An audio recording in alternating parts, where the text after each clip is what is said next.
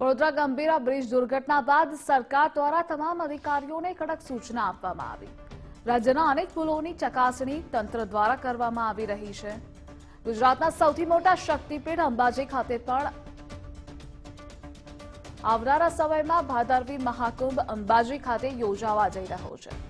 ત્યારે મંદિર ટ્રસ્ટ દ્વારા તાત્કાલિક આવા બિલ્ડિંગની સુરક્ષાની ચકાસણી કરવાની માંગ છે। અંબાજી મંદિર પરિસરમાં 3-4 માળની વહીવટદાર કચેરી સહિત અનેક ઓફિસોની બિલ્ડિંગમાં તિરાડો છે।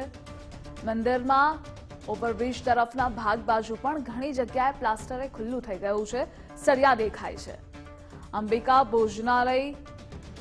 ભોજનાલયમાં પણ પ્લાસ્ટર નીકળી ગયેલું છે, ઘણી જગ્યા પર લોખંડના સળિયા પણ ખુલ્લેઆમ દેખાય છે। તો બીજી તરફ ટેમ્પલ ટ્રસ્ટ દ્વારા હંગામી ભોજનાલય દાતા રોડ તરફ નવીન શેડ અને રૂમનું બાંધકામ ચાલી રહ્યું છે।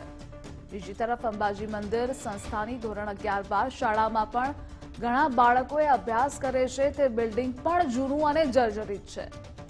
મંદિરના વહીવટદાર કૌશિક મોદીએ જણાવ્યું કે હાલમાં મંદિર ખાતે રિનોવેશનની કામગીરી ચાલી રહી છે। અંબાજી મંદિર કેમ્પસમાં રિનોવેશનની કામગીરી છેલ્લા 2-2.5 મહિનાથી ચાલી રહી છે અને એ કામગીરીમાં જ્યાં જ્યાં એવું દેખાય છે ત્યાં માનબેન ચેરમેન સાહેબ, જે કલેક્ટર સાહેબની પરવાનગીથી આ કામગીરી ચાલી રહી છે અને અંબાજી ટ્રસ્ટની જે બિલ્ડિંગો છે, ભોજનાલય છે, તો ભોજનાલયમાં નવીન શેડ આખો મોટો બની રહ્યો છે। એટલે એ શેડનું કામ પૂર્ણ થાય તરત જ ભોજનાલયમાં ટ્રાન્સફર કરવાનું કામગીરી કરવાની છે। ત્યારબાદ જે વિશ્રામ ગૃહ છે એ પણ ડેવલપમેન્ટ પ્લાનમાં આવતું હોય એને પણ આપણે છેલ્લા 3 મહિનાથી એનું ઓપરેશન બંધ કરેલ છે। આ સિવાય જે નવું ભોજનાલય TFC બિલ્ડિંગ પણ બની રહ્યું છે।